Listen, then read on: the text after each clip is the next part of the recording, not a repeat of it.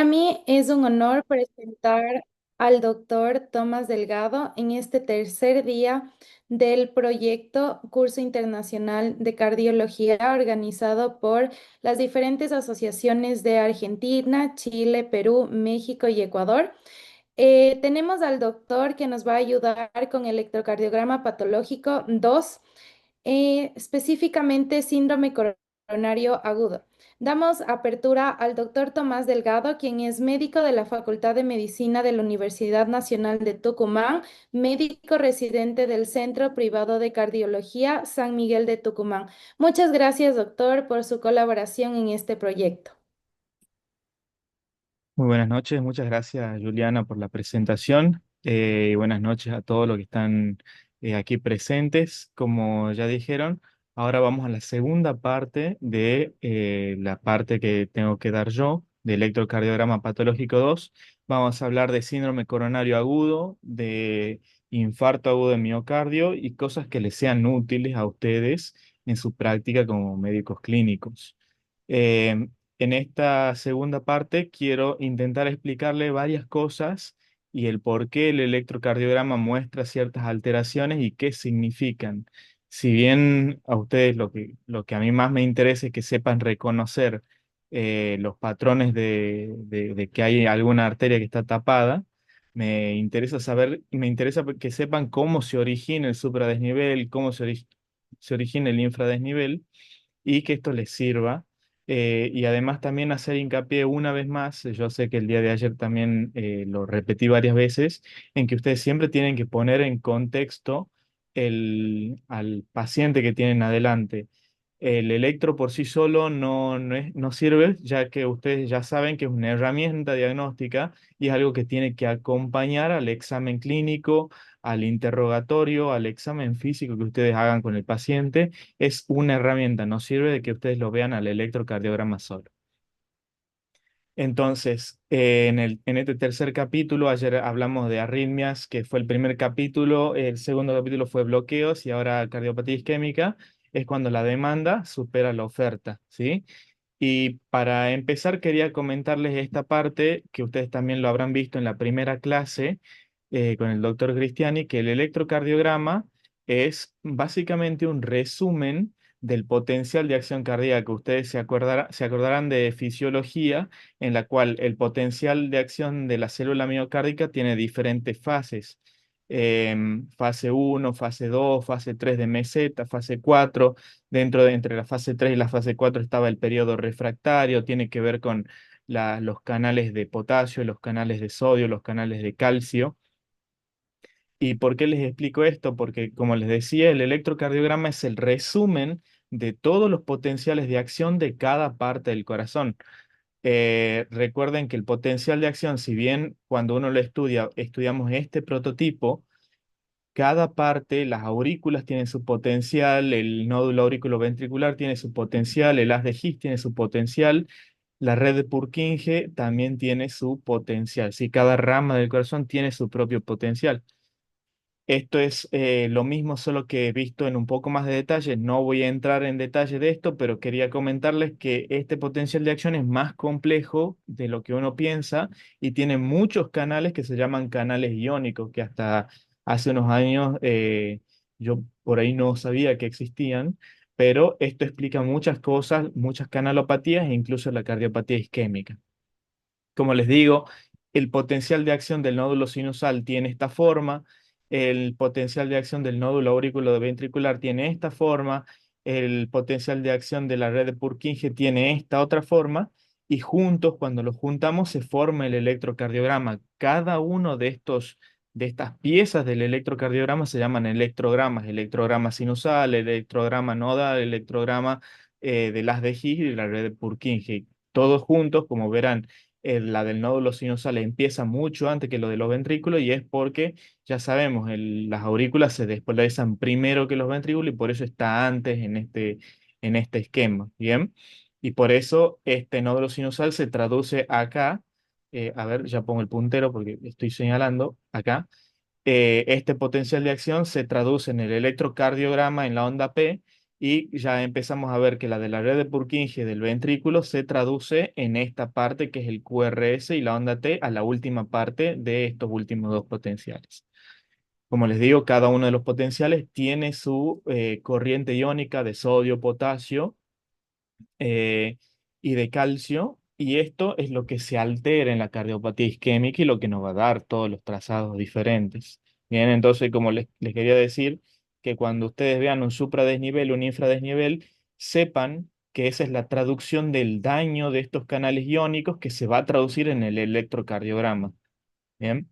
Entonces, también repasando un poquito de lo que se llama cinética de la aterosclerosis, bien, o la historia de la aterosclerosis, todo se origina cuando en la íntima, entre la capa íntima y la capa media de una arteria, se empieza a coleccionar colesterol. Este colesterol se empiezan a unir macrófagos, fibroblastos y células espumosas. Esto incrementa el grosor de la placa y ese grosor de la placa se mantiene hasta que en algún momento se rompe. Esto es lo que ustedes van a ver que produce la angina, tanto estable como inestable, que son otros dos conceptos muy importantes. La angina estable, recuerden, que es el dolor que aparece ante los mismos esfuerzos, y la angina inestable ante esfuerzos cada vez menores. Hay clasificaciones que yo, para que ustedes sepan, les nombro. La clasificación de Braunwald es una de las que explicaba la angina inestable en estadios, ¿sí? Luego ocurre una cosa que se llama accidente de placa. Cuando esta enfermedad aterosclerótica progresa, ocurre una cosa que se llama accidente de placa, que es cuando esto se rompe, cuando esta placa de ateroma se rompe, el endotelio se rompe, y todo esto, todo lo que es el core lipídico que se llama, se expone a la circulación. Y este core lipídico tiene algo muy importante, tiene una característica muy importante, y es que es extremadamente aterogénico. Aterogénico y también trombogénico. Es decir, que cuando esto tiene contacto con la sangre, se produce el coágulo o el trombo, que es lo que finalmente termina de tapar la arteria, ¿sí? Es por eso que los pacientes permanecen mucho tiempo asintomáticos o poco sintomáticos, hasta que el dolor se instala, es de inicio súbito y no calma hasta que no hacemos un tratamiento de reperfusión, porque básicamente les comenté que se forma este trombo, y es esto lo que termina de tapar el vaso y origina todo lo demás. Esto es de un artículo que encontré, que intenta explicar cómo la placa de ateroma, como les dije, tiene colesterol, tiene macrófagos, tiene células espumosas, tiene linfocitos, tiene muchas células y fibroblastos, y lo que producen son alteraciones en los canales iónicos del potencial de acción, tanto a nivel de los canales de calcio, los canales de potasio, los canales de sodio, ¿sí? Y todo esto va a originar los cambios isquémicos del electrocardiograma, y también estas alteraciones en estos canales, principalmente en los de sodio y de calcio, van a producir las arritmias, alteran básicamente el automatismo de las células cardíacas, originando las arritmias tanto por la isquemia como por la reperfusión. Bien, esto explica en realidad por qué pasa lo que le pasa a un paciente que tiene un infarto de miocardio. Bien, continuando con esto, vamos a repasar algunos conceptos también, varios conceptos, que son la isquemia, bien, que es cuando hay una alteración en el flujo de oxígeno en una célula, y esto se va a observar en la alteración de la onda T. La onda T primero, la primera alteración que nosotros vamos a ver es que pasa de ser asimétrica a una onda T simétrica, y también se vuelven hiperagudas o picudas, como también se le puede llegar a decir, em, que es el primer signo de que hay un cambio isquémico dentro de la arteria. Después tenemos la injuria, que es cuando ya existe daño a nivel de la célula miocárdica, y esto se va a traducir en los cambios en el segmento ST, dependiendo si estamos hablando de una célula endocárdica o epicárdica, o si este compromiso es endocárdico o epicárdico, vamos a encontrar primero el infradesnivel o el supradesnivel del segmento ST. Y por último tenemos la necrosis. La necrosis es cuando ya hay tejido muerto, cuando ya no hay tejido viable, cuando este tejido ya se dañó tanto que ya murió y genera una escara. Esto se lo ve en el electrocardiograma como las ondas Q. Bien, y esto también me va a permitir saber si un infarto es nuevo o es viejo. ¿Cuál es la diferencia cuando ustedes encuentran que un paciente viene con dolor precordial y viene con una alteración del segmento ST y ustedes ven ondas Q? Esto quiere decir que esta lesión ya es vieja y ya es lo suficientemente vieja como para que ya exista necrosis. Entonces, estos tres conceptos lo tienen que tener bien claro. Isquemia,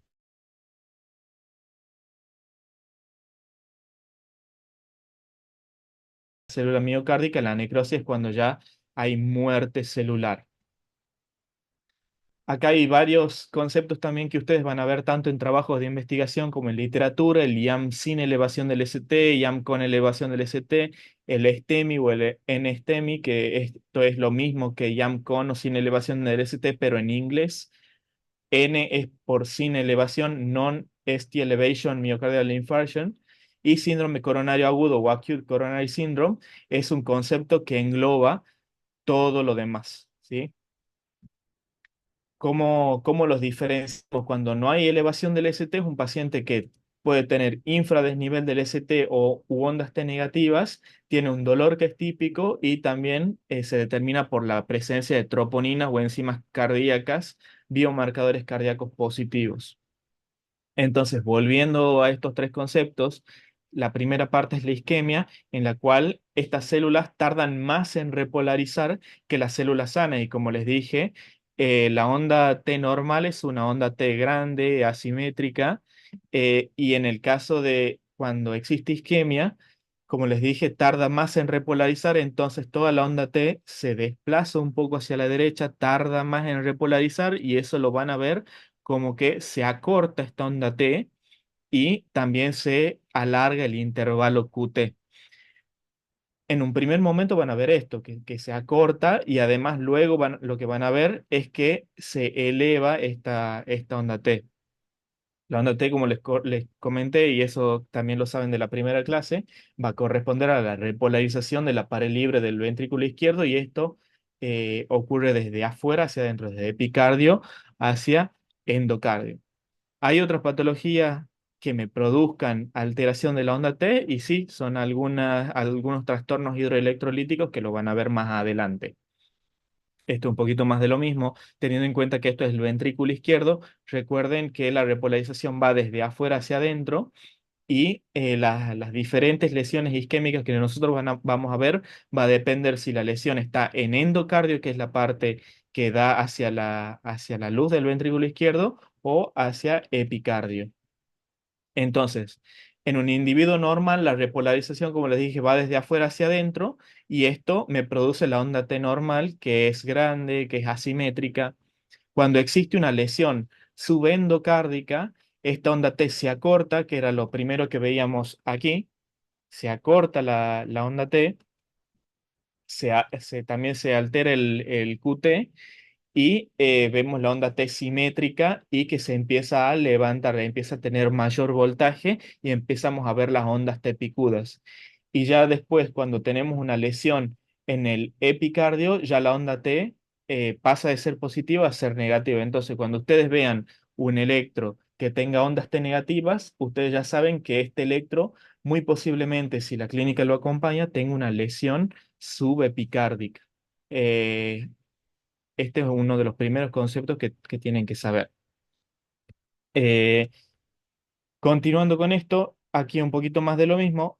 La onda T normal es asimétrica, es pequeña y recuerden que es por la repolarización normal.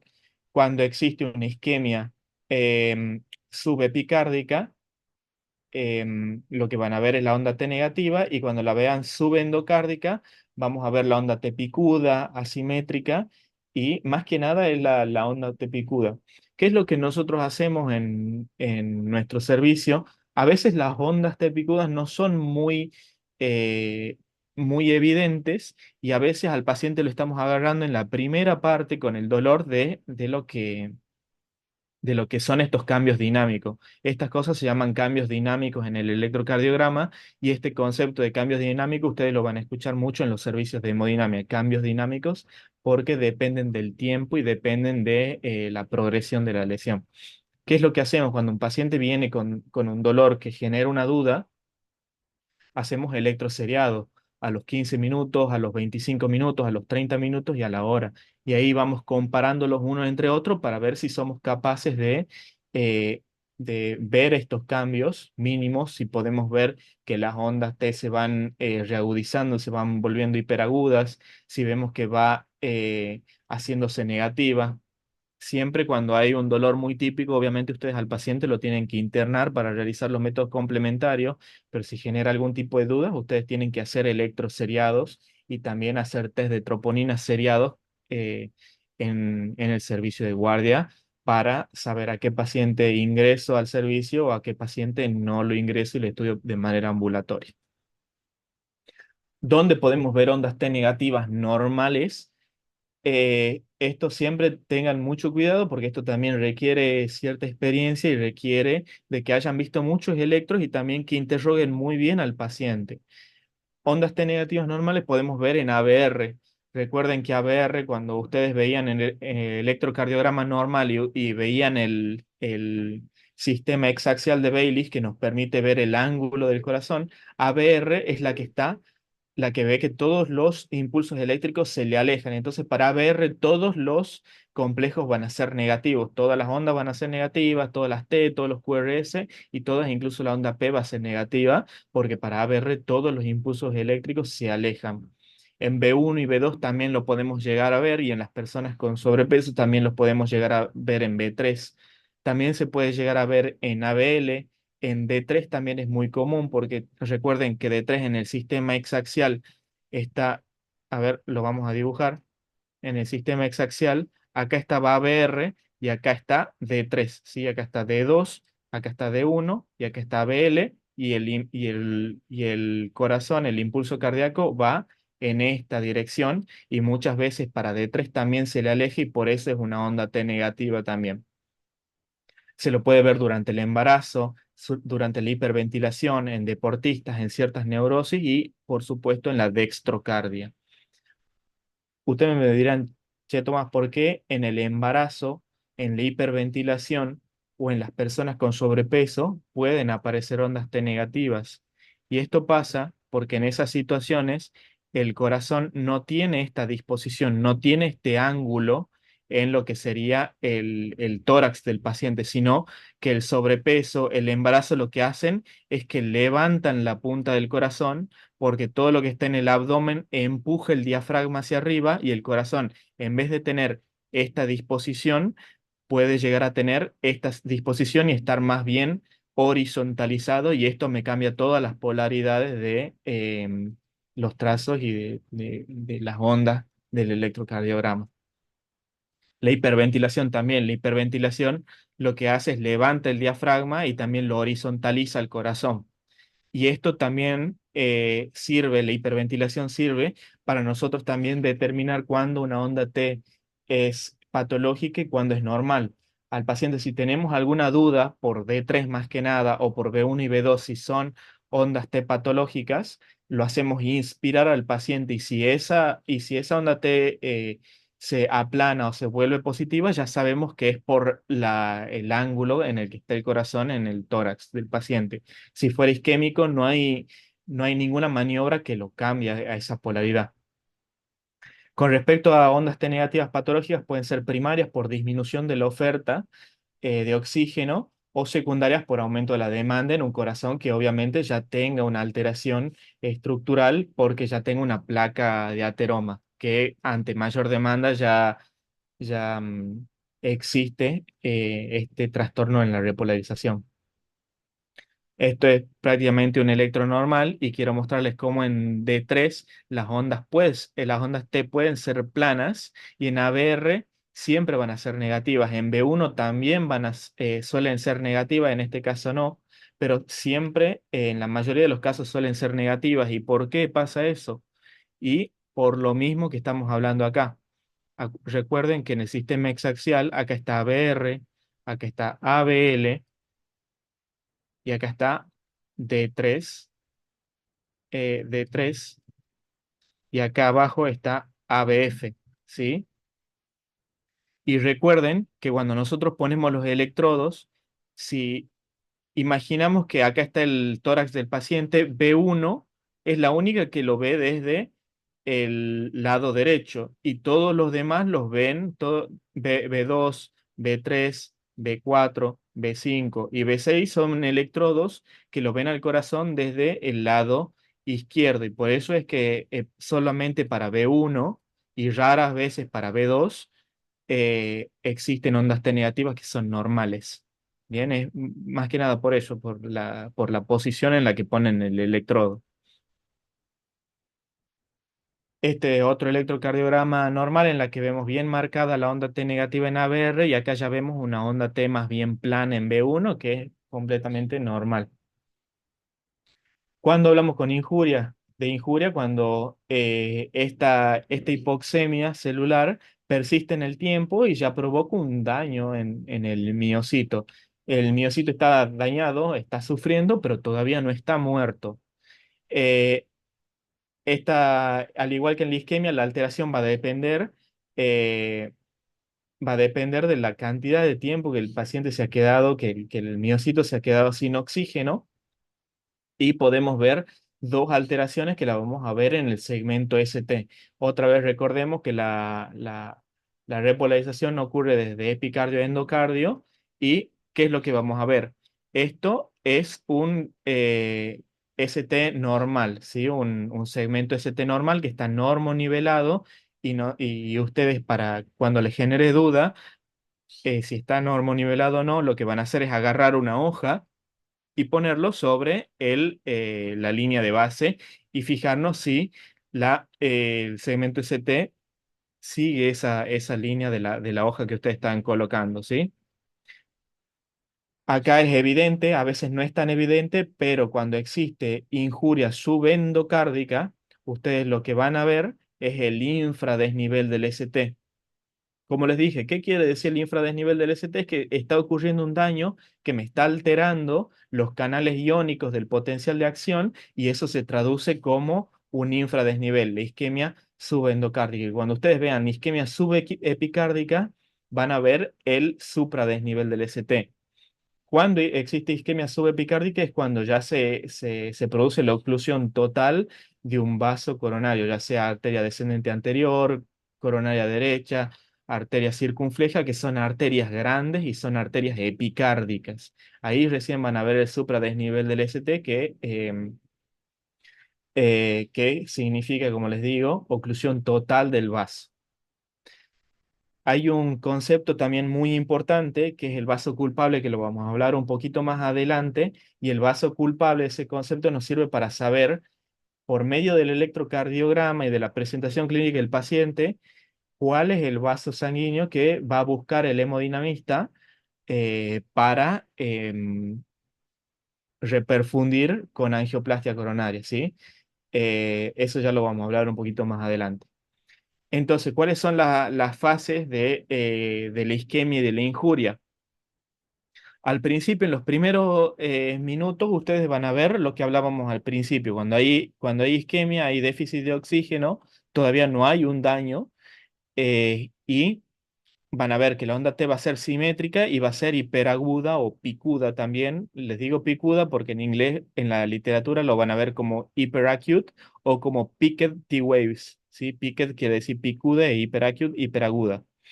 Luego, si de persistir la oclusión, van a ver primero el infradesnivel, pueden llegar a verlo primero al infradesnivel o no verlo y directamente ver el supradesnivel del ST, en el cual ya hay una oclusión total de la arteria. Si ustedes dejan pasar tiempo, lo que van a ver es una onda Q. Empieza la onda Q, que ya hay necrosis. Básicamente el tejido ya sufrió un daño que empieza a ser irreversible, pero sigue habiendo tejido vivo. Por eso el paciente, ustedes van a ver que va a seguir teniendo dolor y vamos a seguir teniendo una onda R. Lo importante es cuando tenemos onda R, porque la onda R nos dice que todavía hay tejido viable. Luego de las 24 horas ya empieza a aparecer la inversión de la onda T, bien, junto con la Q que se empieza a profundizar más.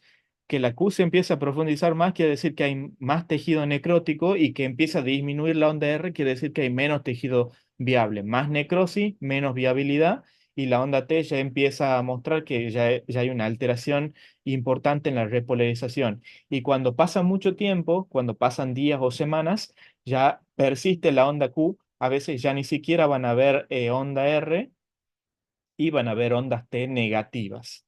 Bien, esto nos, como les digo, esta cronología nos sirve para saber cuánto tiempo lleva el paciente con dolor, pero siempre recuerden que el electro no se lee solo, sino también con el relato del paciente. ¿Por qué les digo esto también? Porque el paciente puede tener dolor hace una semana y todavía no haber hecho onda Q. ¿Y eso por qué pasa? Y pasa porque la arteria se tapa y se destapa. No siempre la arteria queda tapada hasta que se realiza la angioplastia, sino de que el mismo flujo coronario como que barre el trombo que se está formando y eso provoca que se tape y se destape. Sigue sangrando el endotelio, pero así como se forma el coágulo, se barre por el flujo coronario. ¿Sí? Entonces, por eso ustedes pueden llegar a ver que el paciente hace supradesnivel, después lo normonivela, o que venga hace una semana con dolor y no tenga ni ondas T negativas ni tenga onda Q. No es lo más frecuente es que si el paciente ya viene hace una semana, tenga toda una secuela. Siguiendo con esto, acá vemos otro trazado en la cual tenemos una onda Q en D2 y una onda Q en D3 y acá ya vemos QS en ABF. Em, Acá esto es algo que es reciente, que lleva horas, y esto es algo que lleva semanas, porque ustedes vean que yo les dije que desaparece la onda S y la onda Q se profundiza porque ya no hay tejido viable. Esto seguramente es un paciente que lleva un día o 12 horas, entre 12 y 24 horas con dolor, ya empezó a aparecer la Q de necrosis, pero persiste con el supradesnivel. Y este es un paciente que ya lleva semanas con la clínica, seguramente ya no le duele porque ya no hay tejido viable y tiene esta secuela que es el QS. El QS ustedes también tienen que tener ojo con no confundirlo con un bloqueo de rama izquierda, porque recuerden que el bloqueo de rama izquierda tiene una polaridad negativa, pero tiene una R pequeña y una S empastada. No es que comienza con Q, ni mucho menos con QR. Bien, QR significa necrosis y RS puede ser un bloqueo de rama izquierda. ¿Sí? Entonces, importante lo que hablamos ayer de qué significa QR, QS, RS, ¿sí? Para que ustedes puedan determinar si están frente a un infarto o frente a una alteración de una rama del corazón. Este es otro electrocardiograma en la cual eh, esto, esto que ustedes ven acá, nosotros le decimos QS con supradesnivel en este caso, 6 milímetros en la cara anterior. Este paciente seguramente lo que tiene es un infarto anterior evolucionado. No como este que ya tiene puramente secuela. Este paciente ya seguramente no tiene dolor, en cambio este sí, porque recuerden que el supradesnivel todavía hay tejido que está sufriendo la isquemia. Cuando persiste el déficit de oxígeno, ya ocurre el daño irreversible, que es la necrosis, que es lo que ya nosotros vimos como la onda Q patológica. Bien, acá ya no hay tejido viable. Si ustedes hacen estudios por imágenes, como por ejemplo un ecocardiograma, en el ecodoppler ustedes van a ver que ya existe aquinesia de ese segmento o disquinesia del segmento. Aquinesia quiere decir tejido que ya no se mueve, que ya no se contrae. Y en la perfusión miocárdica ustedes van a ver una hipoperfusión persistente, es decir, una parte del corazón a la cual ya directamente no llega sangre, entonces ya no se contrasta con el radioisótopo. Y como les digo, ustedes van a ver la onda Q patológica. Cuando ven Q patológica sin dolor y el paciente viene por cualquier otra cosa, ustedes van a decir que este supradesnivel es residual, ya es residual de un infarto evolucionado. Bien, esto ya es un electro completamente secuelado. Como les decía, un tema importante es ustedes determinar en qué cara está teniendo el problema el paciente, porque ustedes no se queden con decir si tiene un supradesnivel del ST. Ustedes tienen que decir si es de la cara anterior, si es de la cara inferior, si es de la cara lateral, si es de la cara lateral alta, lateral baja, si es un anterior extenso, si es un infarto de cara dorsal, si es de un infarto de cavidades derechas, porque eso me va a permitir saber cuál es el vaso culpable y cuál es el vaso que el hemodinamista va a ir a canalizar primero. Si, por ejemplo, yo tengo un infarto de cara inferior, lo primero que va a hacer el hemodinamista es canalizar la arteria coronaria derecha antes que la coronaria izquierda. Entonces, esto ustedes sí lo tienen que saber de memoria, pero también lo pueden llegar a razonar. Cara inferior son las derivaciones de 2 d 3 y ABF. Ustedes siempre busquen alteraciones en derivaciones que se llaman derivaciones hermanas o derivaciones de la misma cara. D 2 d 3 y ABF corresponde a la cara inferior que va a corresponder a la coronaria derecha. Luego tienen la cara lateral que se corresponde a D1, a BL, B5 y B6. Bien que esa es la cara lateral que por lo general está determinado por la arteria circunfleja. Y la cara anteroseptal está dada por las derivaciones de B1 a B4. Bien, que también está irrigada por la arteria descendente anterior. Yo les digo generalmente porque existen variaciones anatómicas de las arterias coronarias y también existen diferentes dominancias. Dominancia quiere decir cuál es el vaso más grande. Por lo general, los vasos más grandes son la arteria descendente anterior y la arteria coronaria derecha. Eh, y la arteria circunfleja es de menor tamaño, pero también puede existir una arteria circunfleja que sea dominante, que me puede llegar a dar secuelas en la cara inferior, o hay situaciones en la cual la arteria descendente anterior es dominante y puede dar lesiones en la cara lateral, en B5, en BC o en D1 y ABL. Hay muchos patrones electrocardiográficos que no voy a entrar en detalle que me permiten saber si la obstrucción está en la descendente anterior antes de la primera diagonal, si está después de la primera diagonal, si tengo una arteria descendente anterior que da vuelta el ápex del corazón. Hay muchos patrones que se pueden ver, pero a mí me sirve que ustedes sepan esto, ¿bien?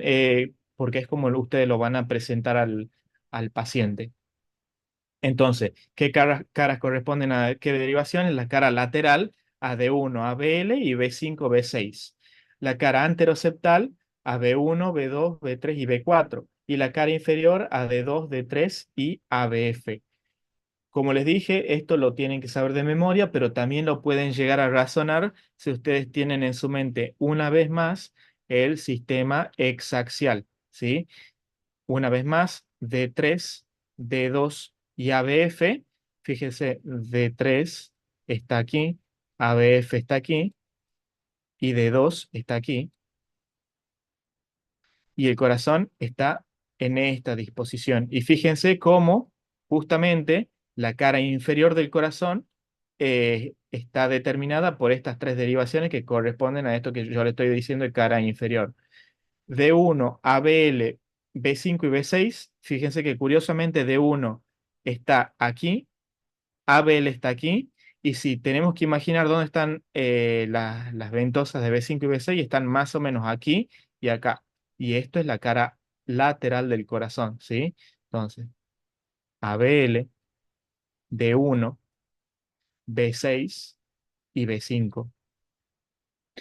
Y la cara anteroseptal son todos los otros, todas las otras ventosas, B1, B2, B3 y B4, ¿sí? Que ven toda esta cara que es la cara anterior, ¿sí? Como les digo, lo tienen que saber de memoria, pero si ustedes lo quieren razonar, esa es la explicación.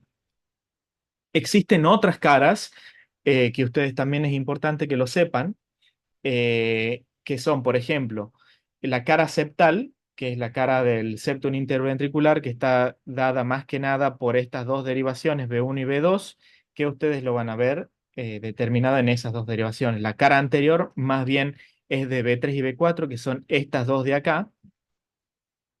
Cuando decimos lateral alta, decimos D1 y ABL, que puede ser una lesión de la primera diagonal. Lateral baja, B5 y B6, que es la circunfleja. Toda la cara lateral, que es D1, ABL, B5 y B6, puede ser de solo la circunfleja.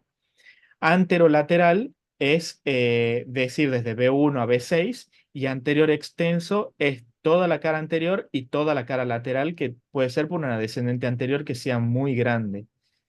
Esto porque pasa también, hagamos otro dibujo, imaginemos que este es el corazón,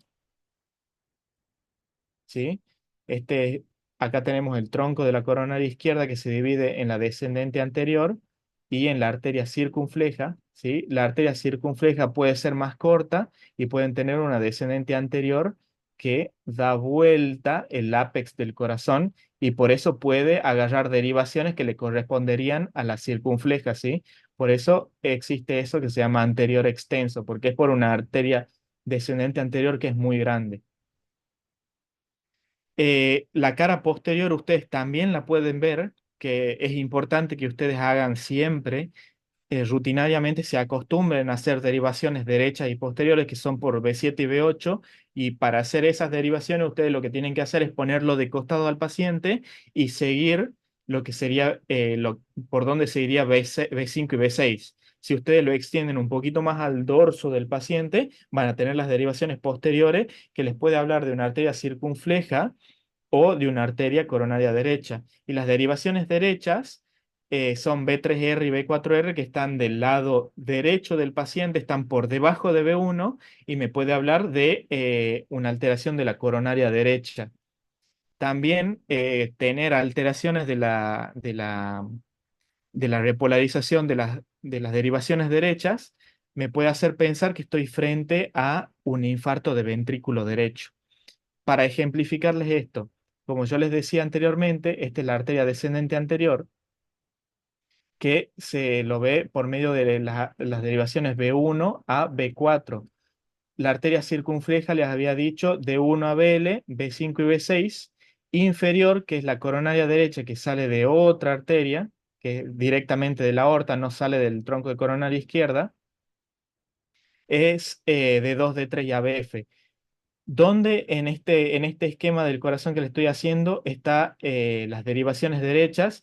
Acá está B1, acá está B2, y B3F y B4F están aquí y están aquí. Fíjense cómo están viendo lo que es la coronaria derecha, ¿sí? Entonces, para que ustedes se imaginen dónde está en el tórax del paciente, está en este lugar, y por eso nos da una pauta de la coronaria derecha, y más específicamente de lo que es el ventrículo derecho, que es toda esta parte a la que está irrigando la coronaria derecha.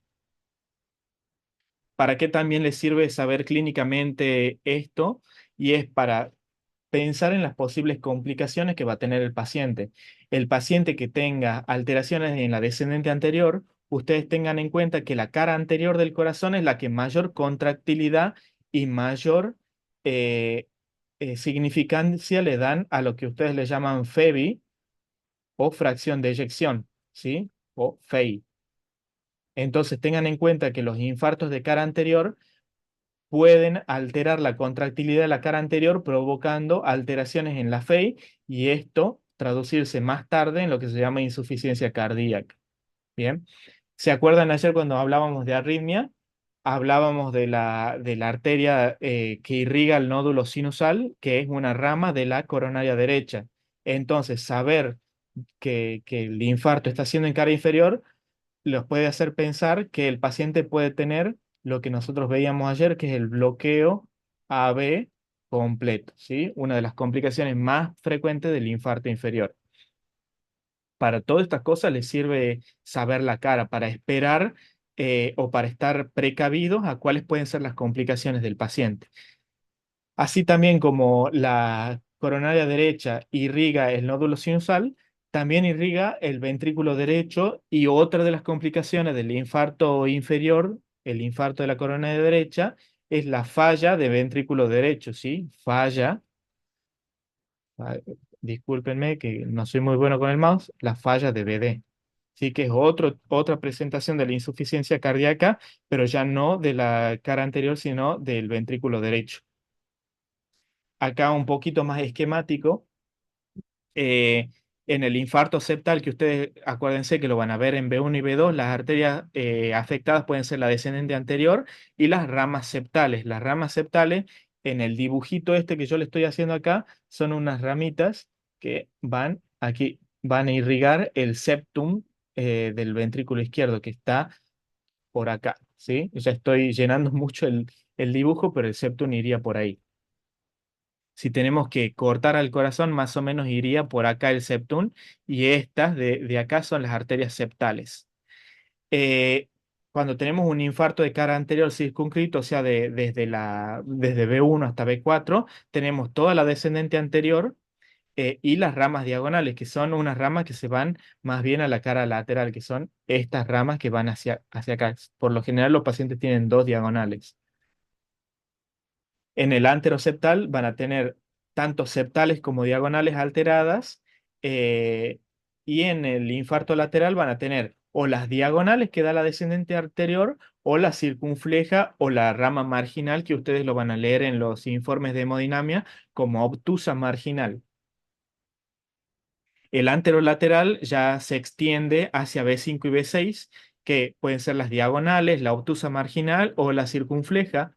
El anterior extenso, que van a tener de 1 a BL, B5, B6 y de B1 a B4, tienen toda la arteria descendente anterior y toda la arteria circunfleja que está afectada, o pueden tener una dominancia importante, la descendente anterior, que da vuelta el ápex y que da ramas diagonales muy grandes, o tener una circunfleja muy pequeña. El infarto inferior van a tener compromiso de la coronaria derecha, que pueden ser las ramas ventriculares o las ramas posteriores, y también la rama que irriga el nódulo auriculoventricular, que es un ramito pequeñito así, y acá está el nódulo auriculoventricular. Bueno, vamos a ver un par de ejercicios. Yo les voy a dar unos segundos para que vean el electro y ustedes en su casa, en su mente, vayan viendo y yo les voy a decir qué es lo que están observando, ¿sí? Les dejo unos segundos para que ustedes vean y ya les explico qué están viendo acá. Recuerden, siempre, como les enseñaron en la primera clase, ustedes tienen que ir paso por paso. Primero ritmo, después frecuencia, después eje, PR, QRS, ST y ondas T, onda U y el QT. ¿Sí? Siempre intenten uno por uno cuáles van a ser eh, los pasos con lo que van a leer el electro. Les dejo unos segunditos y ya vamos. Bueno, acá lo que están viendo es primero un electrocardiograma en ritmo sinusal. Tenemos una onda P que precede a cada QRS a una frecuencia de 300, 150, 100, 75, 60, entre 60 y 75, que es más o menos 65. Tenemos un eje que está más o menos en 30, entre 0 y 30. Un QRS que está angosto, que mide dos cuadritos chiquitos, que son 80 milisegundos. Un ST, que tenemos una alteración del ST en D2, D3 y ABF, ¿sí? Y vemos ondas T que son negativas en B1, B2, B3 y B4. Este electro se corresponde a un electro de un infarto inferior, ¿sí? Este paciente seguramente viene con dolor de pecho y cuando ustedes vean ese electro, em, tienen que pensar que es un infarto de cara inferior y activar un protocolo de hemodinamia. ¿Ok? También tenemos un poquito de ondas T negativas en lo que sería la cara lateral. Acá cuando a ustedes no les quede muy claro, busquen en las derivaciones hermanas. Fíjense que en B5 y B6 tienen ondas T positivas. Acá en ABL no les queda muy claro, pero parece una onda T negativa. Y acá en D1 no queda muy claro, ¿sí? Entonces esto a lo mejor es un artefacto de las pinzas del electrocardiograma. ¿Qué es lo que vemos aquí? Esto es un electro de un tema que vimos el día de ayer.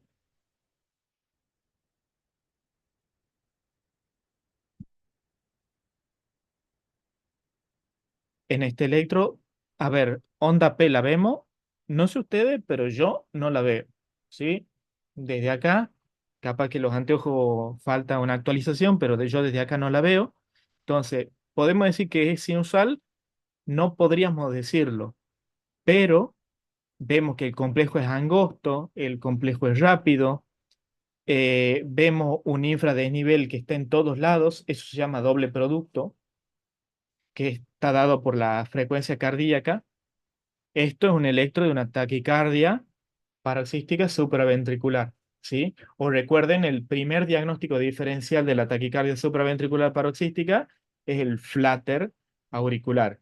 ¿Cómo hacíamos para determinar si era uno u otro? Hacemos adenosina y si revierte es una taquicardia paroxística supraventricular y si o no revierte o cambia a fibrilación auricular era un flutter.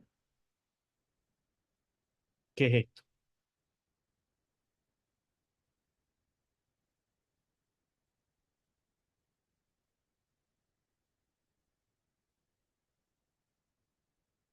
Este es un electro que tampoco le vemos onda P, ¿bien?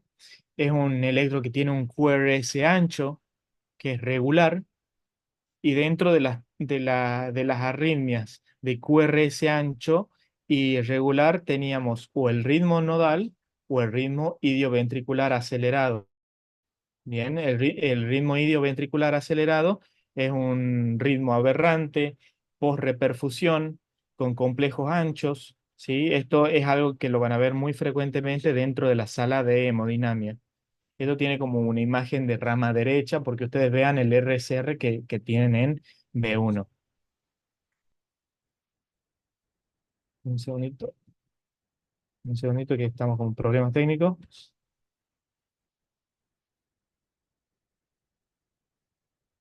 Un segundito que se trabó la presentación.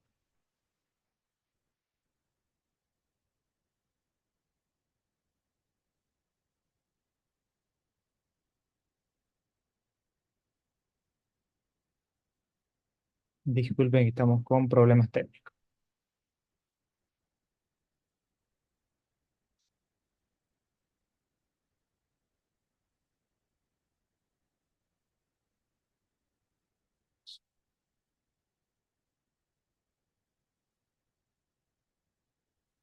Un segundito ahí vuelvo a presentar. Perfecto, Doc, no hay problema. Un segundito.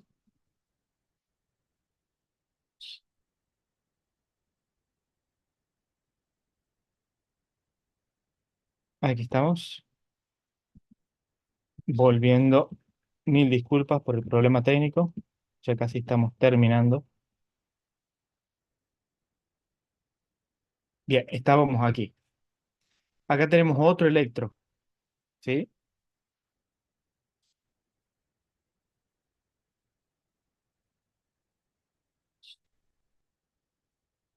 Este es otro electro que está en ritmo sinusal, con una frecuencia de 300, 150, 175 latidos por minuto, con un eje que está entre 0 y 30, con QRS que está un poquito ensanchado, que tiene un RSR en B2 y también se lo puede llegar a ver en B3, que tiene un supradesnivel en D1, en ABL, en B5, en B6.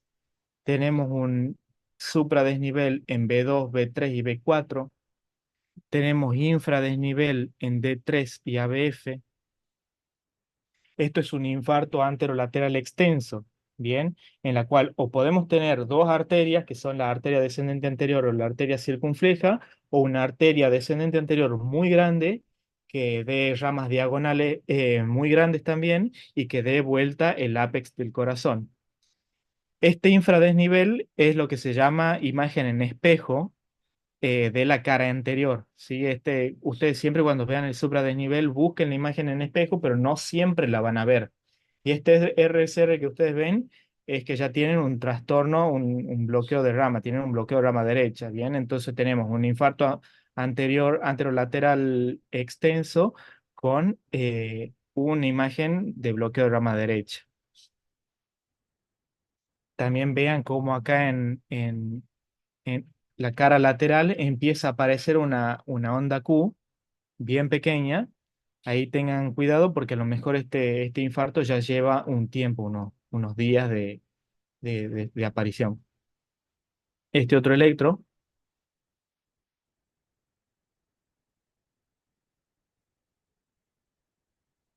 para este tipo de electros yo siempre les digo que hagan bien el interrogatorio del paciente porque este no es un electro de alguien de 20 30 años sin factores de riesgo y sin antecedentes.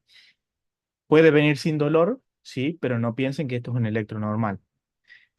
Este electro tiene un ritmo sinusal a una frecuencia más o menos de 60 latidos por minuto, tiene un QRS que es angosto, tiene ondas T negativas en D1 a BL, B5 y B6 y tiene T negativas en B1 a B4. Y esto les puede llegar a aparecer una imagen de una rama izquierda. Ustedes pueden caer en el error, que es muy frecuente y hasta que ustedes no vean muchos electros no se van a dar cuenta. Impresiona que parece un bloqueo incompleto de rama izquierda porque tiene menos de 120 milisegundos y parece la morfología, pero esto no, esto es lo que se conoce como QS. Acá tenemos QR en B1 con T negativa y tenemos QS en B1 a B6. Esto es un infarto anterolateral evolucionado. Esto es una secuela, ya tiene necrosis en toda la cara anterolateral. Tiene las ondas T por negativas porque ya tiene un trastorno de repolarización porque ya está todo necrótico.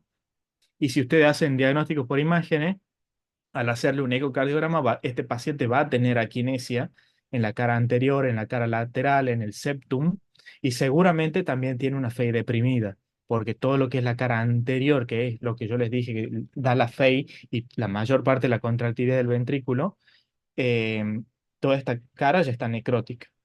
Ustedes esperen que este paciente no va a ser un chico joven, seguramente es una persona con muchos factores de riesgo y si no, ya comienza con signos de insuficiencia cardíaca. Este otro electro,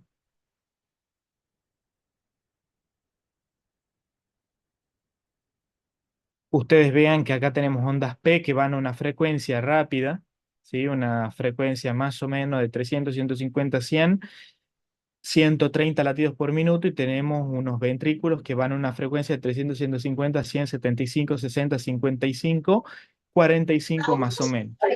Este es un electro de bloqueo AB completo. Hay una disociación auriculoventricular. eh, Perdón, doctor, se le apagó el micrófono. Ahí está. Eh, lo que les explica, ahí se escucha.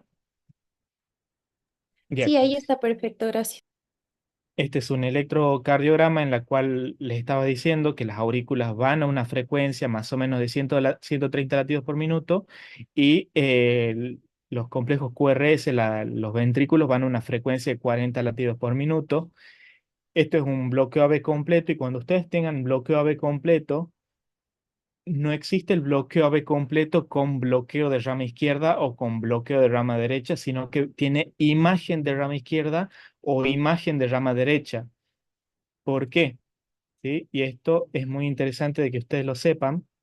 Tenemos acá el corazón, tenemos el nódulo sinusal, el nódulo auriculoventricular que se une por sus tres haces y tenemos la rama derecha y la rama izquierda con su ramo anterior y su ramo posterior. Recuerden que el bloqueo de rama izquierda se lesiona toda la rama izquierda, en el bloqueo de rama derecha se lesiona toda la rama derecha y en el bloqueo B completo se lesiona todo esto. Entonces no puede existir bloqueo completo y bloqueo de rama izquierda y bloqueo de rama derecha porque ya están bloqueadas. Entonces lo que ustedes ven, la forma correcta de nombrar este electro es con imagen de rama derecha.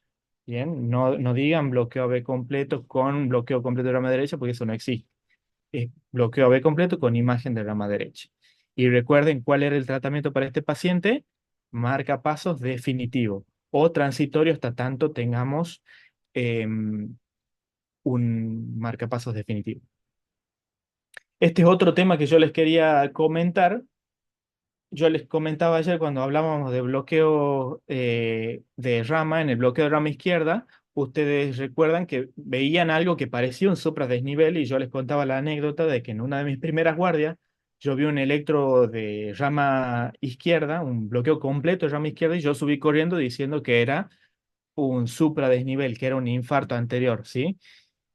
Pero la morfología de la rama izquierda tiene una elevación del punto J, que es esto, de menos de 5 milímetros. Y por eso, para determinar si un bloqueo de rama izquierda tiene o no infarto, tienen que usar esto que se llama criterio de Garbosa. Ustedes ante la duda siempre le consultan al especialista, al cardiólogo, pero para que a ustedes les quede como concepto, los criterios de Garbosa lo que permiten determinar es si un bloqueo de rama izquierda o un bloqueo con marca o un ritmo de marcapasos tiene supradesnivel, tiene un infarto. Y son tres criterios.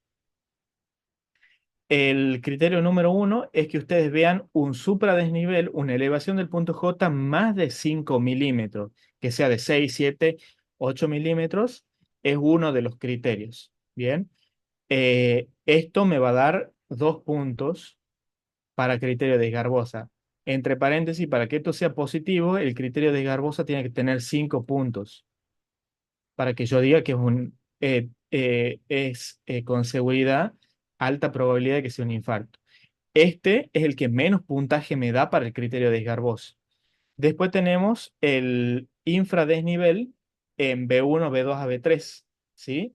De B1 a B3 que tengamos un infradesnivel con una onda T que sea discordante. Esto se llama discordancia. ¿Por qué? Porque la polaridad de la onda T es positiva y la polaridad del QRS es negativo. Esto se llama onda T discordante.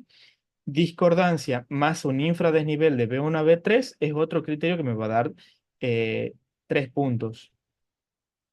Y por último, que tengamos un supradesnivel con una T concordante, o sea que tenga la misma polaridad que el complejo QRS con este supradesnivel, esto me da 5 puntos. Este es el más raro de ver. Yo en mi experiencia lo que más he llegado a ver es el supradesnivel de más de 5 milímetros o el infradesnivel en B1 a B3, pero es muy infrecuente. En los años que llevo de residencia, yo llevo 3 años de residencia, solo he visto un caso de esgarboso positivo.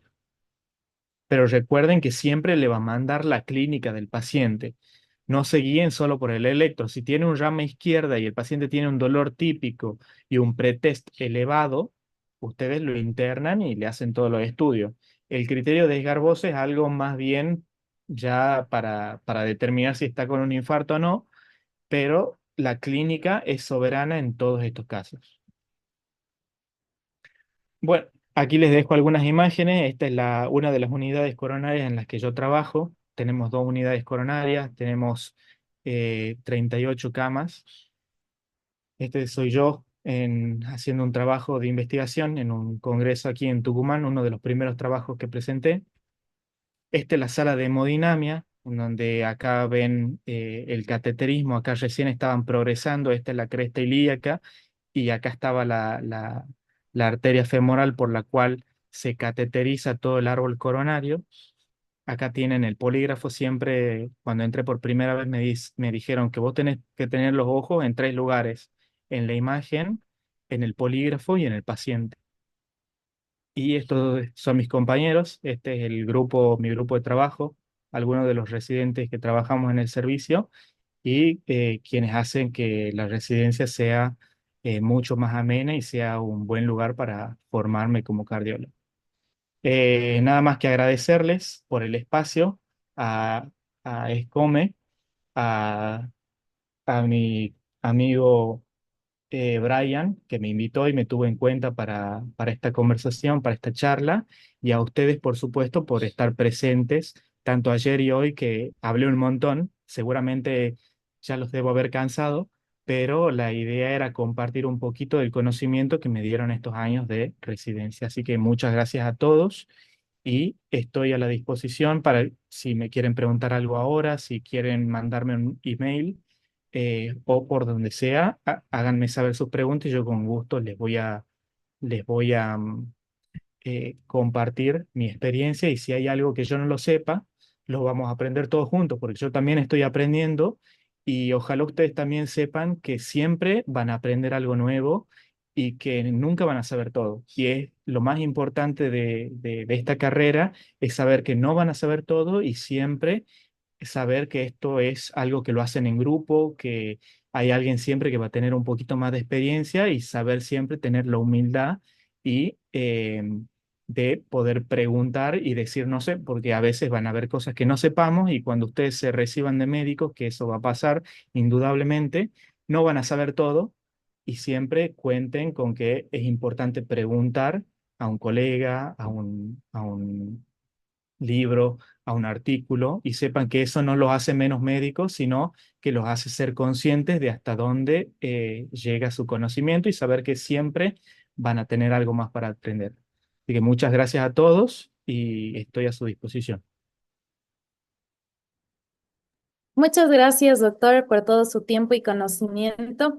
Estamos muy felices de poder aprender con usted en esta ocasión. Tenemos algunas preguntas, pero hasta mientras no sé si nos puede decir una de las palabras clave para lo que es la asistencia, por favor. La palabra clave va a ser Valsalva. Muchísimas gracias, doctor. Bueno, voy a hacer las preguntas de Disculpe, una ¿me en puede una. repetir, por favor?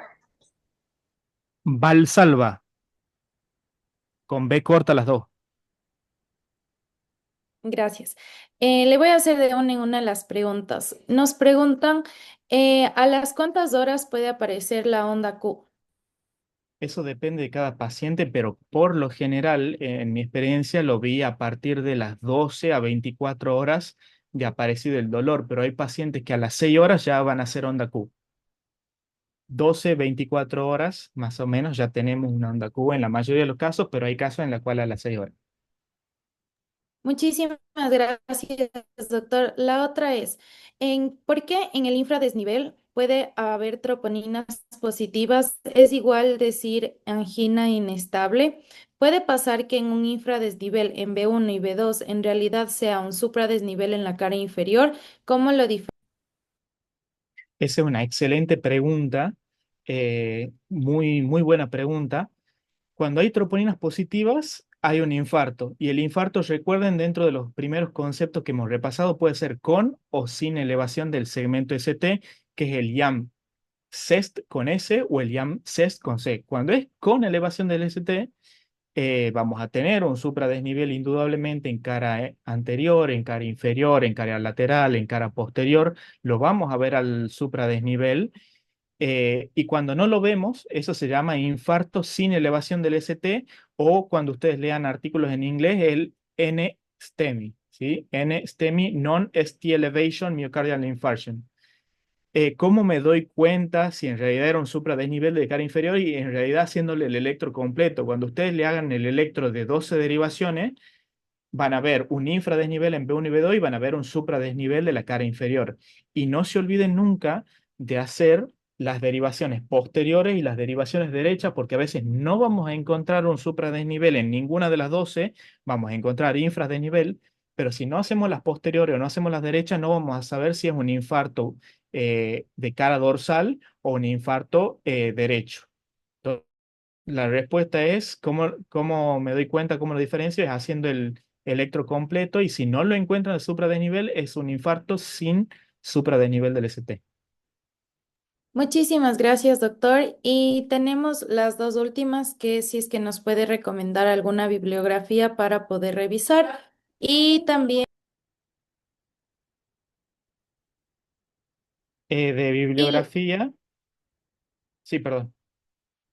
y la otra es cómo se ve en un electrocardiograma en un MINOCA. Bien. Eh, el de literatura, yo les recomiendo un libro que yo usé en realidad para poner varias de las imágenes de esta clase, que es Electrocardiografía de Husserl. Ahí les dejo en el chat cómo se escribe, por ahí lo encuentran en alguna página web para descargarlo, pero ese libro es muy didáctico y tienen electrocardiograma normal y electrocardiograma patológico y está dividido en diferentes ejes, o sea, bloqueos, cardiopatía isquémica, van a haber canalopatías, diferenciadas por tópico que está bastante bien.